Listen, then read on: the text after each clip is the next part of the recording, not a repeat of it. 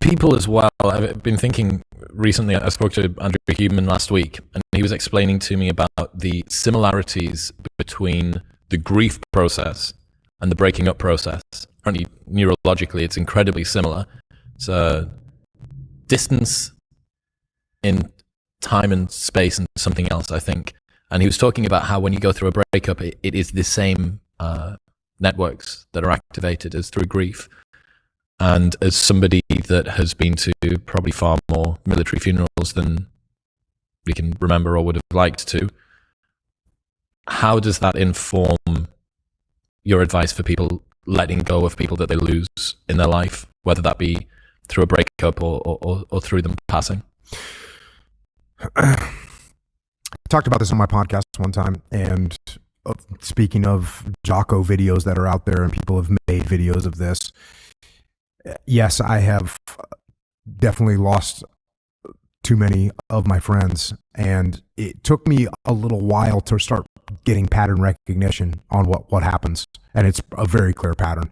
And once I kind of put that out there, I've now heard from many scores of people that, yep, that's what it feels like. And I think if you know what it's going to feel like, just like anything else, if you know what to expect, then it's easier to contend with. So it's like a storm that is hitting you. You know, you lose someone that you know dies, you are going to get put into a storm.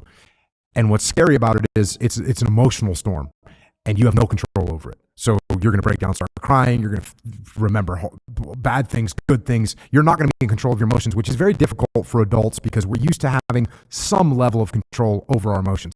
So for a period of time, you're going to get hit with waves of emotion that you have no control over, and they're going to knock you off your feet, and you're not going to be able to finish a sentence. It's very, very difficult. But over time, that storm is going to fade a little bit. And those waves are going to get weaker. And those waves still may come. So I don't know if you've lost anyone that's close to you. No, which is one of the reasons that I'm an only child, two parents, like dogs. Dogs is it. So I have a particular interest. Right. So there's going to be times where it's been a month since your friend died, and you're going to be sitting there and you're going to hear a song, or you're going to smell a burger that you once had with this individual, and you're going to get overcome with those waves of emotion again. And you might start crying right there. You might have this massive wave of emotion hit you, and then it'll subside. And over time, the waves will become weaker and they'll become less frequent. And here's where people also get into trouble. They think that means that they didn't care about that person. And that's not true at all. It's just that your mind is processing it, and it's okay. So that's what happens. You start off with these huge, uncontrollable emotional storm. That storm will pass. That's number one. Just know that storm is normal, and it's going to pass.